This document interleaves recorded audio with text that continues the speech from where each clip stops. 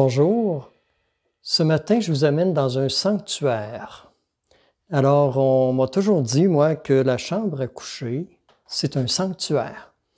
Parce qu'une chambre à coucher, ça reflète la personnalité de la personne qui y dort.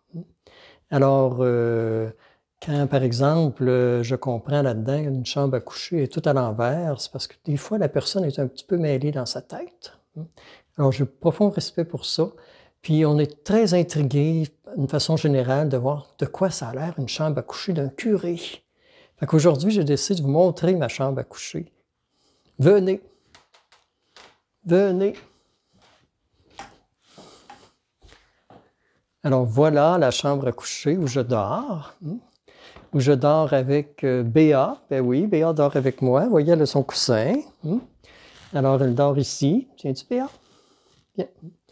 Nous, on dort à l'horizontale. Elle, comme vous voyez qu'elle est placée, ça dort à la verticale.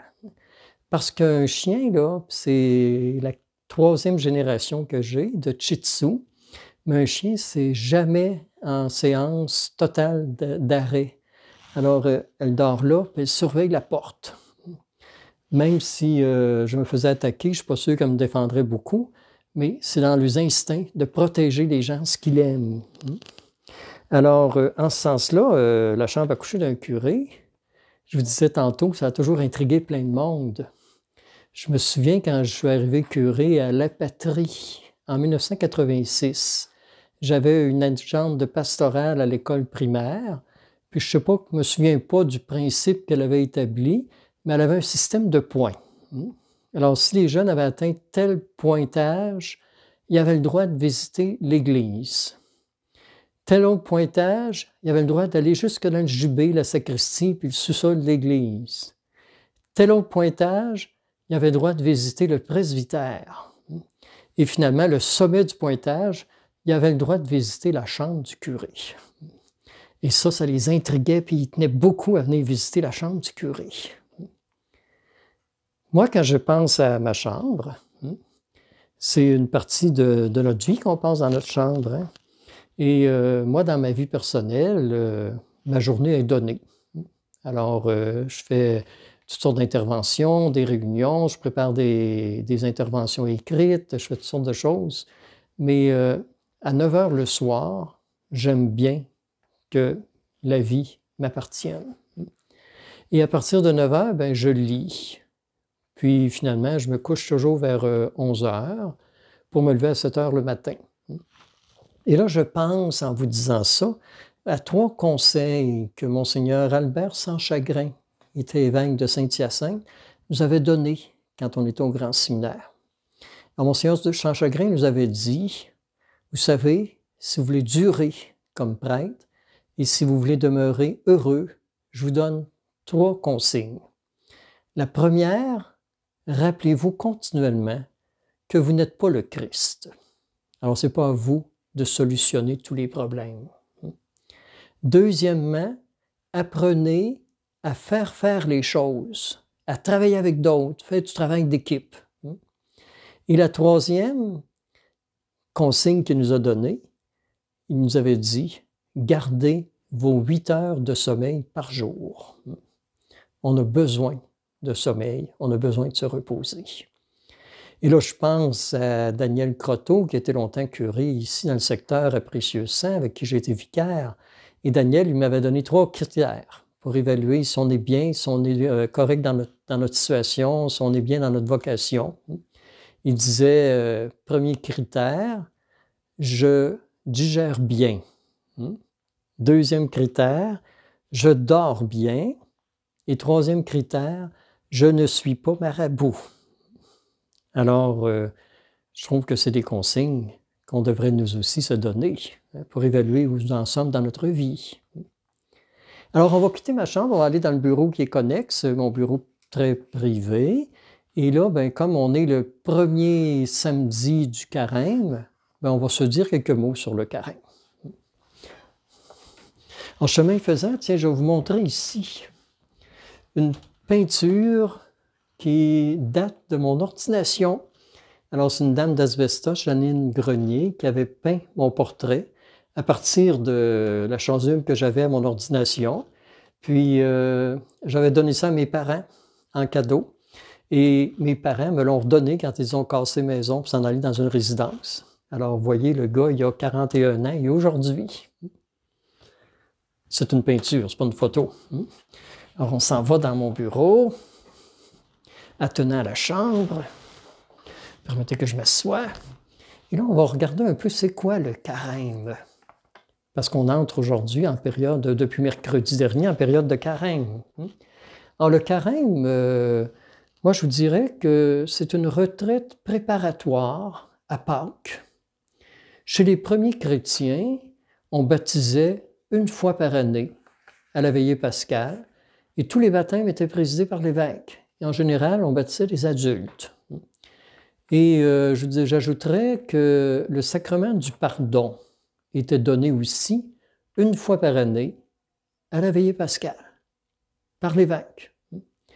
Alors, le sacrement du pardon à l'époque, on demandait pardon pour 3 réalités. On demandait pardon si on avait fait un meurtre. Bon, j'imagine que c'est compréhensible. On demandait pardon si on avait fait de l'apostasie. C'est un beau mot, l'apostasie. L'apostasie, c'est quelqu'un qui renie sa religion parce qu'il a peur de mourir martyr. C'est compréhensible. Et on demandait pardon si on avait fait l'adultère. Alors, le monde étant ce qu'il est, quand quelqu'un avait commis l'un ou l'autre de ces 3 péchés, il venait à la messe devant toute la communauté le dimanche, puis il faisait une demande de pardon. Alors, le monde étant ce qu'il était, on peut avoir de la compassion pour celui qui avait fait l'apostasie, qui avait renié sa religion par peur du martyre. On peut avoir de la compassion pour, ou comprendre, en tout cas, c'était déjà connu, quelqu'un qui avait fait un meurtre, mais l'adultère, ça faisait jaser tout le monde. Et là, la personne, après avoir fait sa demande de pardon, se retirait de la communauté et on regardait si on acceptait ou pas son pardon et quelle est la pénitence qu'elle devait faire avant d'avoir l'absolution. C'est de là d'ailleurs que sont nées les démarches comme par exemple le chemin de Compostelle. C'était une demande de pénitence à faire en vue d'avoir le pardon. C'était des grosses pénitences. Une femme qui était très fière pouvait se faire donner comme pénitence de se promener habillée avec une poche de jute sur le dos pendant 2 ans. Et quand on avait accompli la pénitence, là, on s'inscrivait pour une retraite préparatoire à l'absolution, qui était le mercredi des Cendres, et on suivait cette retraite-là jusqu'à Pâques, comme pour les catéchumènes qui allaient être baptisés. Alors, c'est là que le carême est un temps de ressourcement, un temps de prière, puis un temps aussi un peu de privation. Alors, comme faisaient les premiers chrétiens. Alors, aujourd'hui, on pourrait parler des 5 P du carême.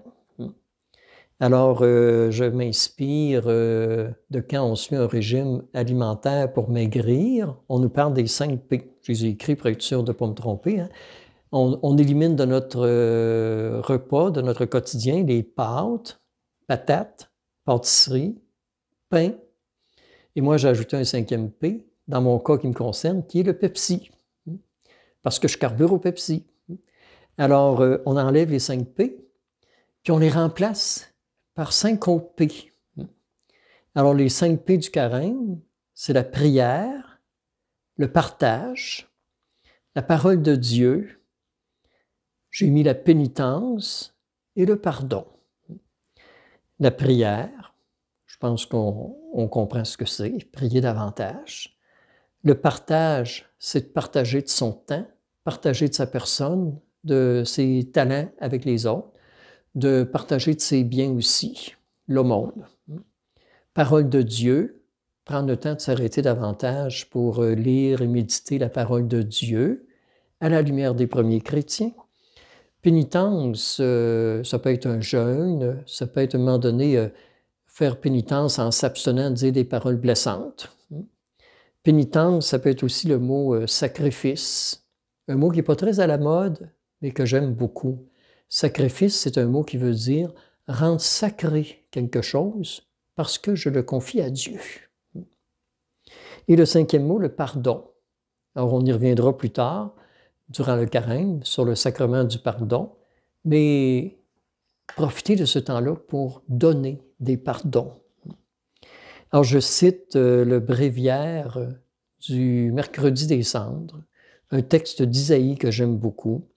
Alors, Isaïe dit, « Le jeûne que j'aime, dit Dieu, c'est de dénouer les liens de la méchanceté, de libérer les écrasés sous un fardeau, de partager son pain avec l'affamé ou d'héberger un pauvre sans-abri. » Alors, le jeûne que j'aime, dit Dieu pour aujourd'hui, je pourrais dire, c'est de se priver, de parler des autres, de garder sa bonne humeur, puis de semer de l'espérance. Je pense que la table est pas mal mise pour aller vers le carême. Et là, on parle du café du curé. Et moi, je vous propose, si c'est possible pour vous, peut-être pas le matin, mais au moins de prendre un peu moins de café, puis prendre de l'eau à la place pendant le carême. Un verre d'eau, ça fait du bien aussi. Moi, je vais essayer de prendre moins de Pepsi puis plus d'eau. Alors, bonne route vers le pays de Pâques.